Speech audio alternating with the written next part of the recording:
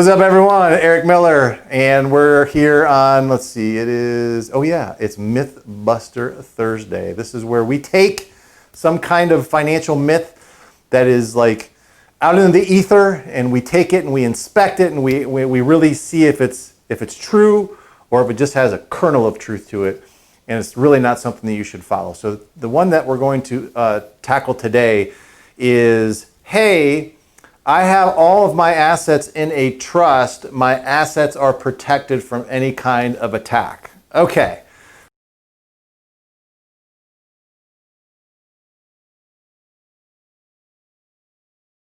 Now, there's a kernel of truth to that because it all depends on what kind of trust you have the assets in. And I'll give you an example of this.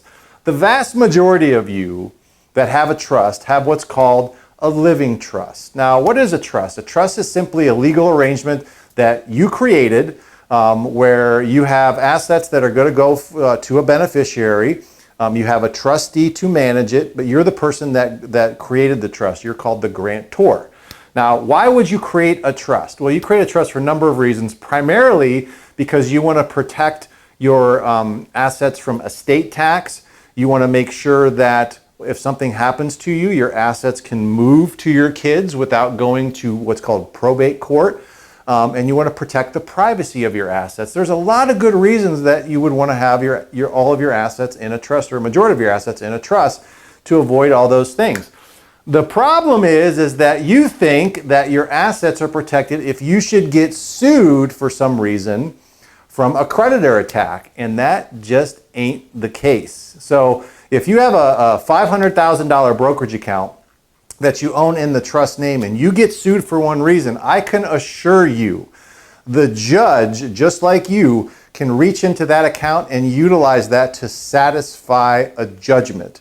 So I don't want you walking around thinking that I'm protected, I got all my assets, they're all tightened up in a trust, because if they're in a living trust, I can assure you they are not protected. Now, if you had your assets in what's called some kind of irrevocable trust, which is a kind of trust that you set up that you technically don't own, the asset is owned in that trust and it's out of your estate, so you technically don't own it. So if you get sued for some reason, the creditor could not take that asset. Now, you give up a little bit of control, and there's definitely different ways that you would want to structure that.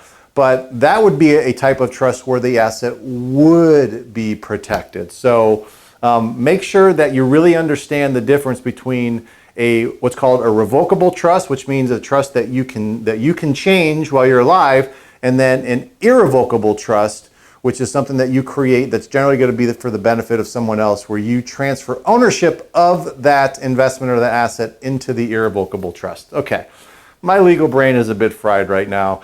I hope that dispels of that myth that if you have all your money in a trust, you are protected. You just have to make sure that you look at the fine details, ask some good questions from your attorneys and your financial professionals.